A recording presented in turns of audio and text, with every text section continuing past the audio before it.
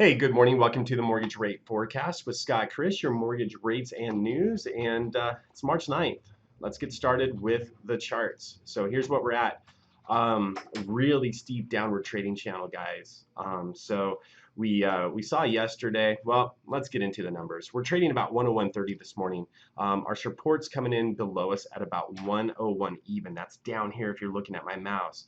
And so as far as resistance goes, that's going to be above us at about 101.70. We're right here, but you can see the sharp trading channel. Even if we have a really good day, this resistance above us is likely going to push us down. A lot of it is really just the reports. Jobless claims came in today. Missed expectations, but it still wasn't enough to really help bonds. Import-export prices were harsh. Challenger job cuts were harsh on bonds. You know, all good news for the economy, but again, bonds are just getting beaten up with these good economic news.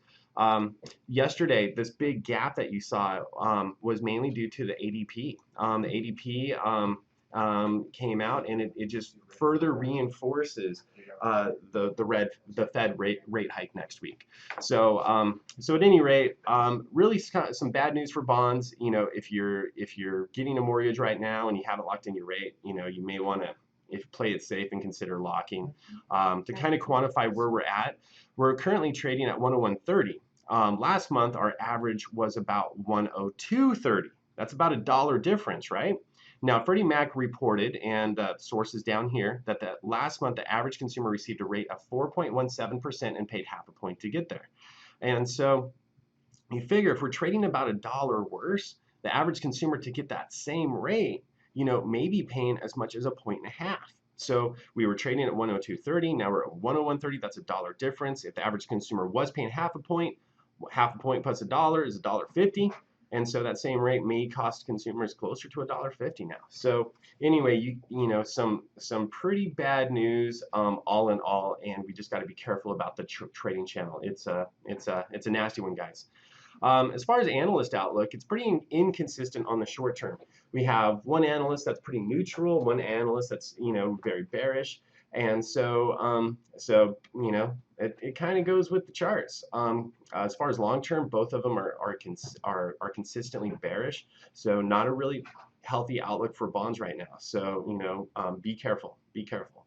As far as the bond range forecast, here's what I'm forecasting. I think bonds are going to trade as low as $101. I don't think they're going to get anything above 101.70 through next Thursday. So that could be a fee swing. If we're trading at 101.30 right now, could be a positive of up to maybe 40 basis points if we stick in that projection, but a loss of 30 basis points. But I got to say, guys, I think, you know, even though there's more room for gain based on the charts, I just be really careful if you're floating right now. You know, just be really careful. It's the safest thing to do would likely be to lock based on the analyst outlook. So that's it. Hey, we'd like to hear from you. Leave those comments down below. Everything likes to be liked. So does this video. Hit that thumbs up button. It does not hurt anything. And hey, if it's your first time on the channel and you want to get a pulse on what's going on with interest rates, are they going up? Are they going down? At the top left, that ugly guy, click on his face and that will get you subscribed to the channel. And last but not least, if none of this made sense to you and you're like, what is all of this? You know, what do these charts mean? How does this really impact me as a consumer getting a mortgage? Top right, Mortgage Bonds 101. That'll teach you the basics that you need to know as a consumer when you're getting a mortgage, and how these bonds, how this trading impacts you. So anyway, that's it for now, guys. We'll see you next week. Have a great one. Bye-bye.